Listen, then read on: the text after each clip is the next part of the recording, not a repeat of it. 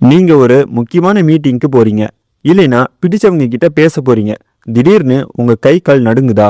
மனசுக்குள்ள ஒரு குரல் கேட்கும். உன்னால இது முடியாது. இது செஞ்ச தப்பாயிடும் அப்படின்னு சொல்லும். இது உங்களுக்கு நடந்திருக்குன்னா பயப்படுறது உங்க தப்பு கிடையாது.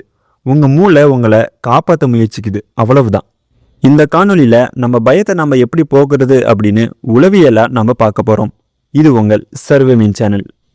முதல்ல இந்த பயம் ஏன் வருதுன்னு பார்ப்போம். முதல்ல பயம்னா என்ன? நம்முடைய மூளையில ஆமிக்டாலா அப்படின்னு ஒரு சின்ன பகுதி இருக்கு. இது ஒரு பாதுகாப்பு கவசம் மாதிரி. அதாவது பழங்காலத்துல மனுஷன் காட்டுல வாழ்ந்தப்போ புலி வருதா பாம்பு வருதான்னு பார்த்து பயந்து அந்த பயத்தாலேயே போய் ஒளிஞ்சிப்பான். ஆக மொத்தத்துல அந்த பயம்தான் அவனை பாதுகாக்குது. ஆனா இன்னைக்கு ஒரு ஃபோன் கால் வர்றதுக்கோ இல்ல 4 பேர் முன்னாடி பேசுறதுக்கோ நமக்கு பயம் வருது.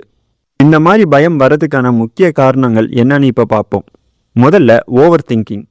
நடக்காத ஒரு ஆபத்தை கற்பனை செஞ்சு பயப்படுவோம். ரெண்டாவது சைல்ட்ஹுட் கண்டிஷனிங் அப்படின்னு சொல்லுவாங்க. அதாவது சின்ன வயசுல அதை தொடாத இதை தொடாத அப்படின்னு சொல்லி சொல்லி வளர்த்துருப்பாங்க.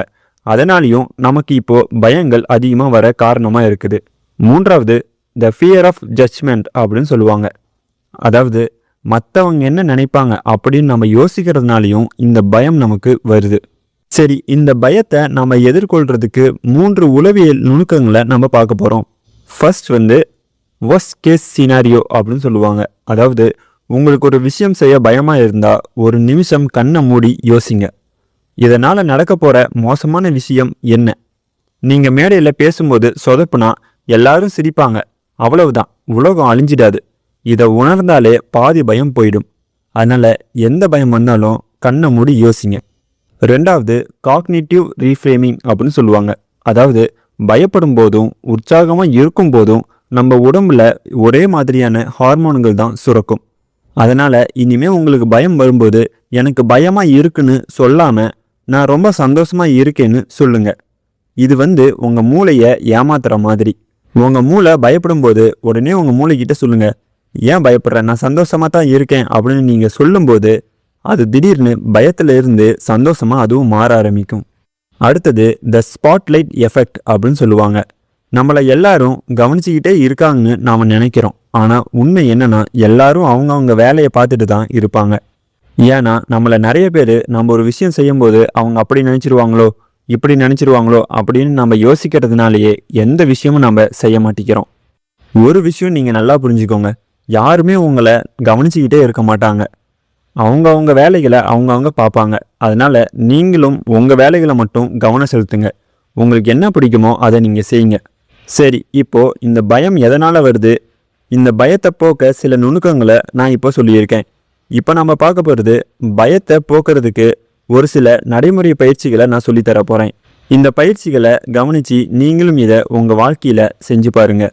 முதல் பயிற்சி த எக்ஸ்போசர் தெரபி அப்படின்னு சொல்லுவாங்க. அதாவது பயத்தை ஒரே நாளில் போக்க முடியாது.